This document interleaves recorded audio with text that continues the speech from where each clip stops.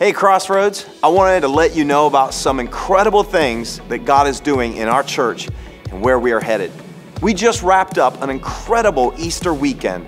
Between both of our locations, we had over 2,600 people in attendance, and we saw 95 people make a decision for Jesus Christ. How incredible is that? Man, I want to thank you for being a part of the outreaches that we did leading up to Easter and for bringing people. We would have done all that we did just for one person whose eternity was changed, but 95, that's a God thing. One story that I loved hearing this weekend was of a guy who was given an invitation by someone from our Lithopolis campus. He came and he brought the invite with him with a note on it from the person who had invited him. He wanted to thank that person. So we connected the dots, figured out who invited this guy, and we told her, and she called him that morning.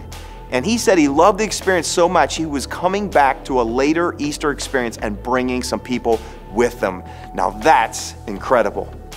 Hey, and if you are one of those people who have recently made a decision to follow Christ, I want to encourage you, take your next step in your faith journey. For many of you, that might be to get baptized. We have the perfect opportunity coming up for that. We have our next Awaken experience on Wednesday, April 25th at both campuses. It's a powerful experience with a night of extended worship and communion. I'll bring a short, inspiring word to build your faith, and then we'll celebrate the life change with water baptisms. It's truly one of the best experiences we have. So I want to encourage you, put it on your calendar. And if you need to get water baptized, you can register online at our website, crossroads.tv/baptism, or let us know in person on the weekend. Also, I'm excited about the conversation we're going to be having this entire month for our series, Coexist.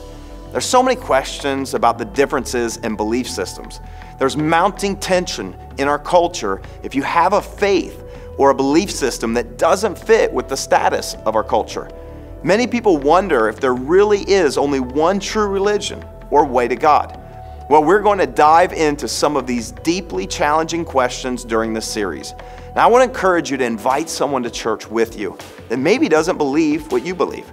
I promise you it will be done in a respectful way as we look at the big differences between Christianity and other systems of belief in our world today.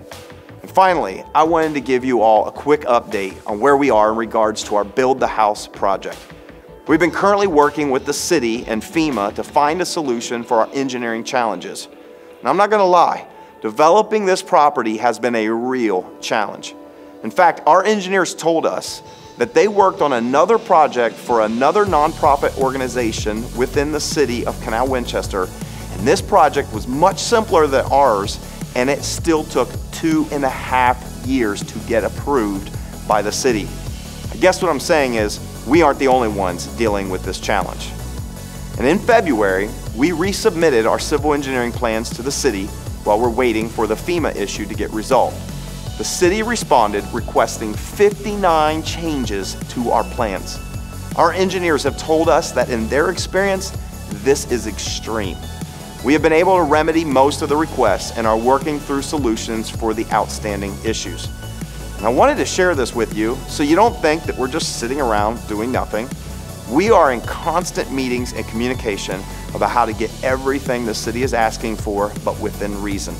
In fact, I have sought some outside help from someone who has great experience dealing with cities, municipalities, to help us get these last things resolved so that we can move forward.